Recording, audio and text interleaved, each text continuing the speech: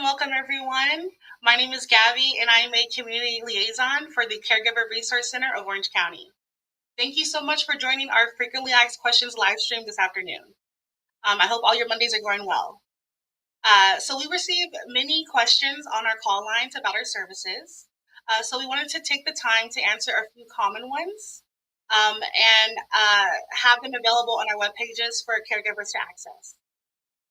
Before we get into our questions, we wanted to briefly give you all an overview of our services. Next slide. So a bit about the history of the Caregiver Resource Center of Orange County.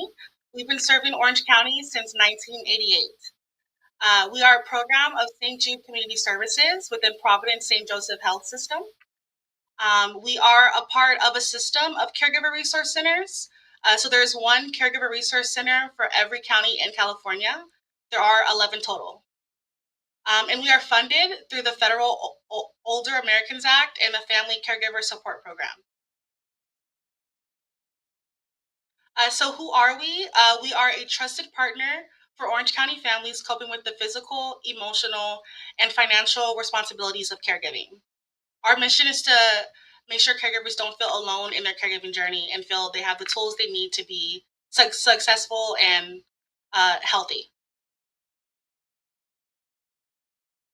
Again, our mission is to increase the quality of life of caregivers by helping families and communities master the challenges of caregiving. This is a brief overview of some of the services we offer. So we offer support groups, both virtual and in person. We offer them in 3 languages, English, Vietnamese, and Spanish. We offer counseling services for our registered clients. Our registered clients have access to our caregiver assessment and care planning. So any goals the caregiver might have to accomplish, like getting connected to legal resources or getting a new insurance, our caregivers help to plan out a game plan for caregivers to accomplish their goals. Anyone who calls into our center has access to specialized information. We have lists of different boarding cares, caregiving agencies, resources in the community, both on our website and on our call lines. We offer education and training and legal workshops. So we offer classes and legal workshops, both virtual and in person. And our most popular service is our respite assistance. So we offer respite grants that can pay for in-home care, out-of-home care, or to give that caregiver the time off while their loved one is being cared for. This is a brief handout that we like to pass out to members in the community to remind them to take a break. A lot of time with caregiving, the caregivers put themselves last. So this is just a quick and cute reminder to put self-care first, and it gives the caregiver some creative ways to do that. So now it's time for our frequently asked questions. Before we begin, I'd like to introduce you all to our stellar clinicians who provide our services. Today we have Kim Anton, Karen Flores Rojas, and Peter Nguyen. So I'll go through each question, and then I'll address the clinician who will answer that question. So let's start off with our first question. So Kim, do we provide a list of available caregivers for hire? Hi, everyone. To answer this question, the answer is no. We do not have a list of available caregivers for hire. However, at Caregiver Resource Center OC, we do have a list of in-home care agencies that are vetted with us. So from time to time, when we receive a call from a caregiver or family member that asks, we can provide them with the list that we have in-house. However, the list that we have is not extensive because it's only for in-home care agency that are vetted with us. We can also provide the list of in-home care agency that would generate it with the Office on Aging, which is more extensive. So yes, those are the two lists that we often provide for caregiver. Thank you so much, Kim. And then do you mind answering our second question as well? So what is the timeline/process to receive respite services? That is a very good question. And it is a question that a lot of people often ask. So this answer vary, and I can explain the reason why. So from the time that a caregiver or like a client that call in and we explain to them about our services and they are interested to become a registered client, we will complete the intake same day with them on the phone. After the intake, it will take about 5 to 7 business days for the case to be assigned to a family consultant. And then from then, the family consultant will complete an assessment with the client or the caregiver. The assessment will be able to tell us more in detail of what is it that the caregiver is seeking for and how can we support them. So from there, we generate a care plan, and that care plan will help to drive what service that we offer or support the client or the caregiver. So oftentimes within the care plan that we do with the client, respite assistant can be one of the service that we offer. And then we'll give them like some choices of in-home care agency for them to choose. And then from there, we'll start with the process. So in the nutshell, it's about probably 4 weeks from the time they call in to become a client to probably the time they can receive the respite service. But like I said, it's varied depending on how fast the caregiver or the client returning all the paperwork back to us, and that can be a factor. Thank you so much, Kim. Now we'll go to our third question, and we'll have Karen answer it. So who can participate in our support groups and classes? Thank you so much, Gabby. And again, thank you to those who are tuning in today to listen to our frequently asked questions. Something else that I wanted to highlight is that after hearing us speak today, if you still have any questions or we didn't get to answer something that you were thinking of, please do give us a call and we are happy to provide clarification.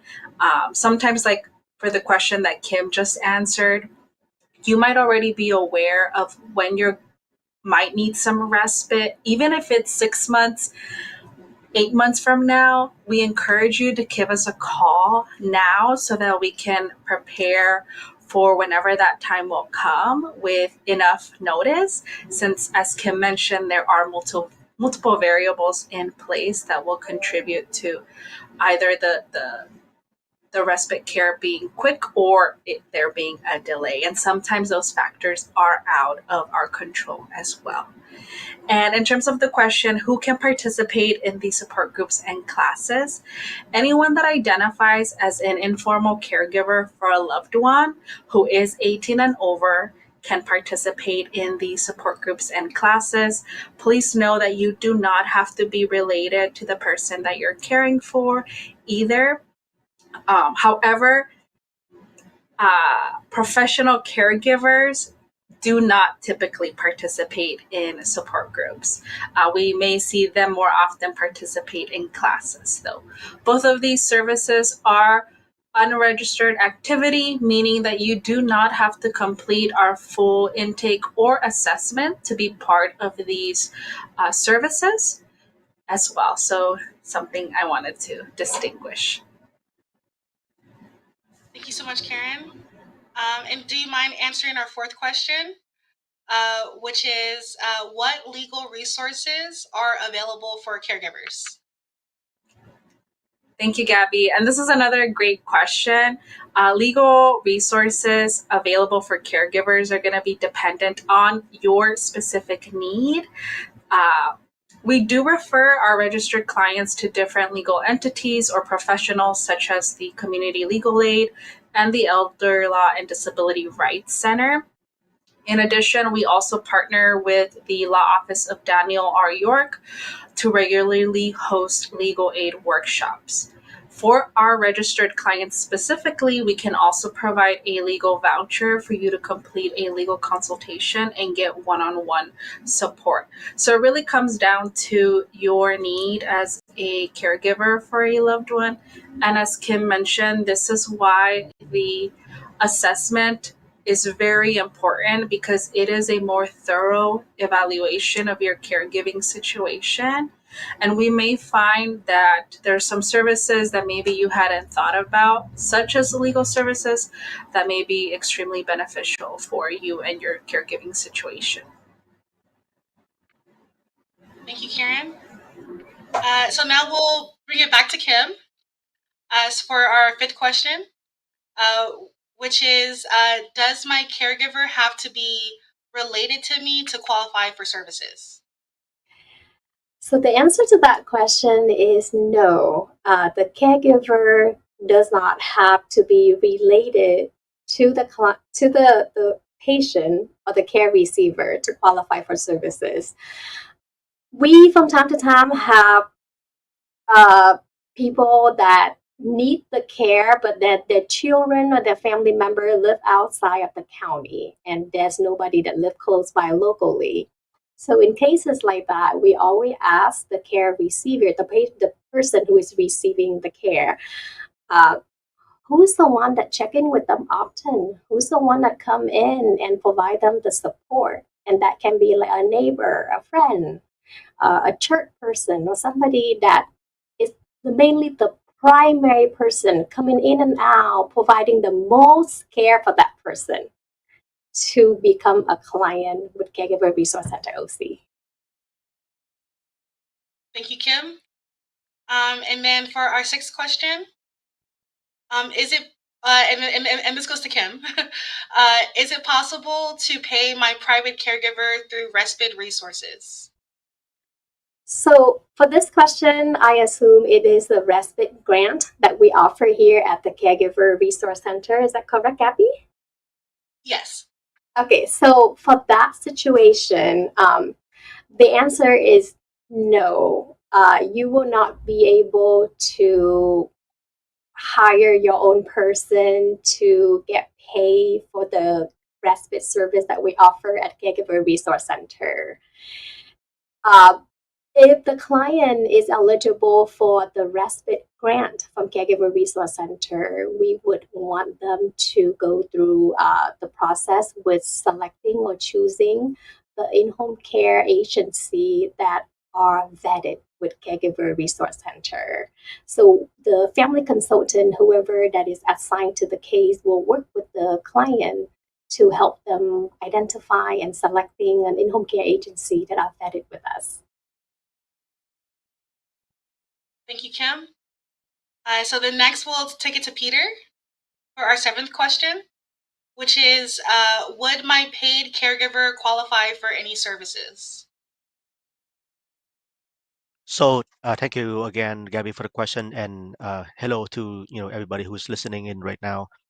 So again, this question implying, I assume, pay caregiver, maybe if your loved ones has Medi-Cal, and if they being paid through IHSS.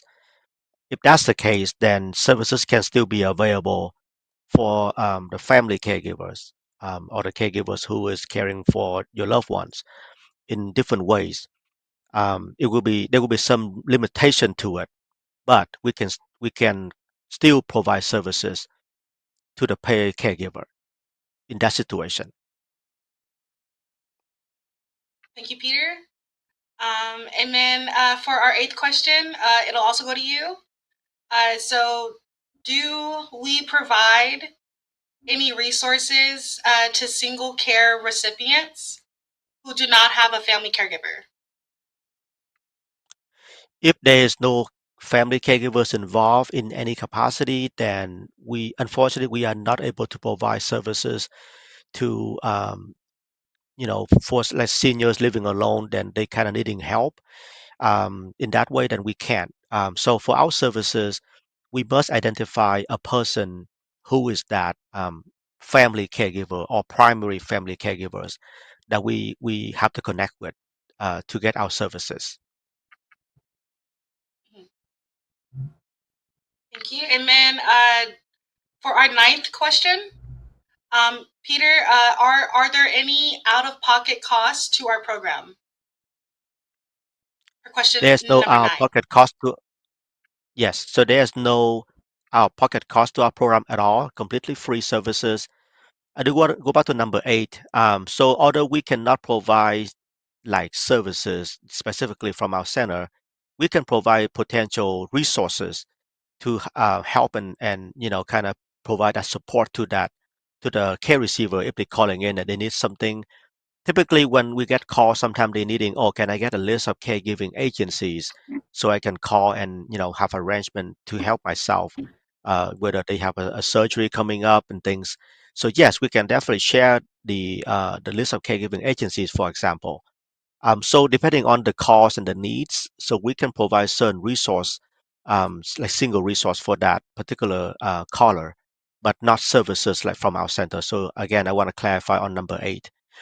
So yes, number 9, there are no costs at all to be a part of our center, a client, completely free services. Thank you, Peter. And then for our last question, we'll bring it back to Karen. So question 10, do we offer any volunteer opportunities? Thank you, Gabby. Currently, we offer internship opportunities to graduate students, those who are in a Master of Social Work program or related field. Those are the volunteer opportunities currently available.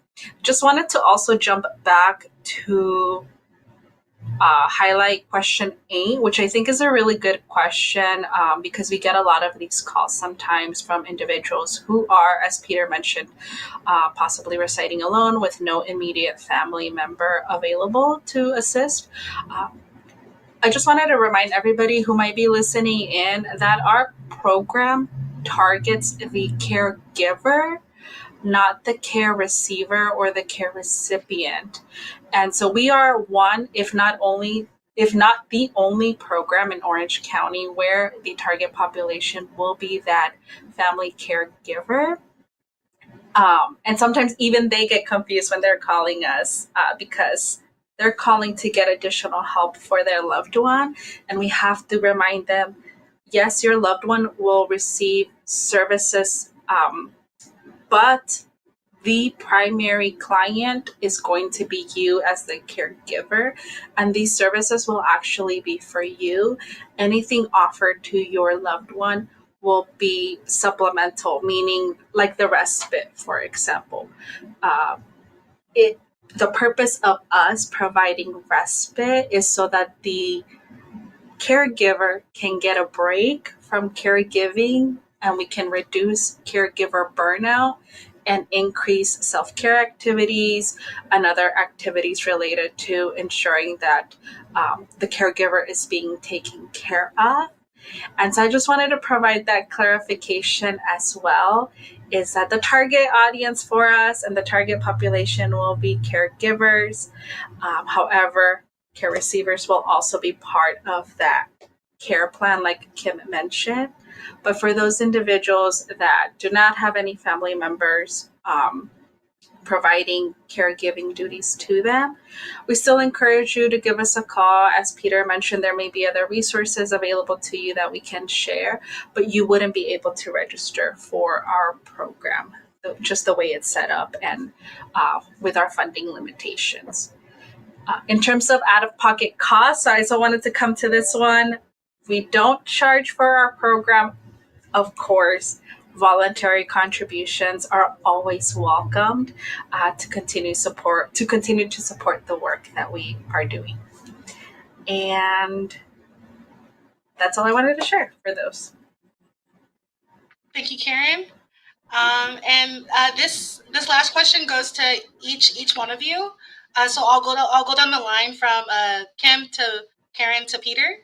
It's not on the slides, but what do you feel is the most valuable service that the CRC OC offers? And I'll go to Kim. Thank you, Gabby. The first thing that comes to my head right now is support group. I see how important it is, and I have heard so many positive comments from our caregiver that participate and attend the support group.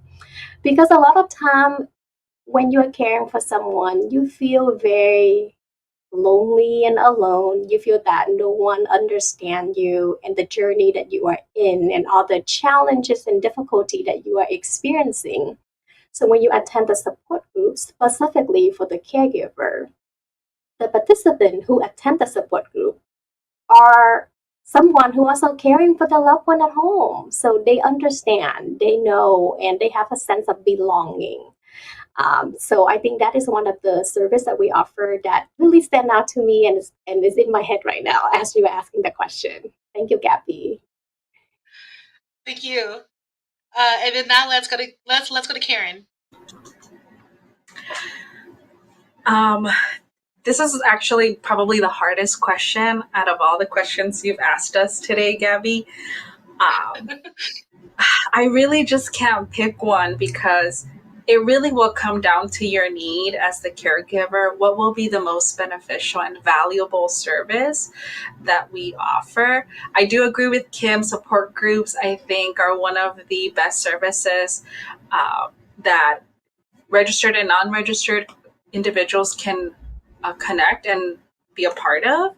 We've heard a lot of great things for folks who have participated in support groups, feedback such as, I wish I had started sooner. I wish I joined sooner. I wish I learned about your program and what you do years ago, early on in my caregiving journey, because we have to remember that folks aren't going to call us when things are going great. Folks are typically going to reach out when they are in need as well. And so connecting you to other folks who share a similar experience is going to be invaluable. If I had to pick one though, I would say possibly family consultation, which is going to be that one-on-one support that you're going to get from a social worker. Because it's probably the first time that you're going to be able to share your story and going to be able to share your journey as a caregiver, to be able to identify what services and programs you may benefit from, whether it's through us or through another entity in the community. Thank you, Karen. And then last but not least, let's go to Peter. Thank you, Gabby. So quick answer for that will be support group. Just like you heard from Karen and came on sharing. And I think the reason is people feel that community connectiveness. And we want our client to stay connected, meaning, and we forgot to kind of mention this in the question because it's really, but it's something to keep in mind that as a client, there's no time limit of how long you can be a client. As long as you are caregiving and you feel you need support, then you are a client with us, until you are no longer a caregiver or until you leaving the county or those sort of things. But unless those things happen, you will be a client with us for however long you may need. And to stay with us long term, I think is a sense of feeling connecting to other people. You may not talk to us all the time every month, but if you join a group, chances are you will connect to other caregivers on a bi-monthly basis. You see them, you hear their story, they hear your story. It's about being supportive and giving support. So because of that, that's why support group is a strong emphasis about one of our services.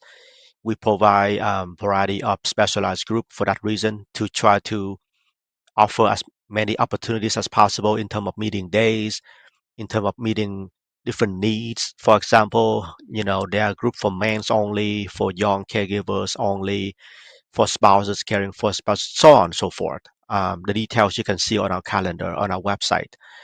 But our services in general, I think is all great, and I can see that it happened in sequences, in terms of things happen first and then it follow in that order based on your needs. So like Karen mentioned, perhaps it's good that we do a family consultation to know truly what's going on right now. What do you need? And then from there, whether it depend on your comfort zone, some would like to do groups right away. Some say, let me just get some help with case management. Can you share with me some resource so I can do some callings? Or some be okay with doing some classes to give themselves some educations. Or some would be prefer respite care first because they've been overdue with taking a break from caregiving. So in sequence like that, meaning, starting out with a conversation and then breaking it down in that way. But again, just to kind of beating the dead horse here, my favorite and my emphasis is connecting to a support group. And I understand depending on needs and depending on where a person is at, because it requires you to be vulnerable. Some people, they're not ready to be vulnerable yet. Some caregivers decide to join. They say, can I just listen? And I don't want to share anything really. I just want to introduce myself and I just want to listen to learn from others. And that's okay too. You don't have to really share or really, elaborate much, if you're not ready to be doing that yet. I'm sharing that so that if you're hearing this and you're thinking, am I ready for a group? Can I join just to listen in? Yes, you can. That will be my long response to your question, Gabby. Sorry. You're fine. Yeah, just thank you all for sharing and taking the time today to answer these frequently asked questions. Again, we hope that they're helpful to caregivers who are thinking about reaching out to us and starting uh, our services. Right here on the screen, we have our contact information if you wanted to connect with us for our registered services, our unregistered services, our classes, our support groups. Again, you don't have to live in the county or be a registered client to participate in our support groups or classes. But yeah, thank you all so much for taking the time today. We hope this live stream has been helpful for you all, and yeah, I hope you all have a beautiful, blessed day. Thank you.